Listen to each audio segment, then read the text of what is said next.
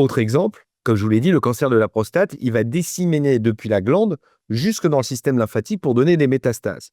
Il y a un certain nombre de patients qui ont déjà entendu le terme de curage. On le connaît dans le cancer du sein avec le ganglion sentinelle. C'est assez abstrait. Là, avec l'outil Complete Anatomy, vous allez pouvoir restituer, comme je viens de le faire, le système lymphatique, qui est le troisième système circulatoire de l'organisme après le système veineux, le système artériel.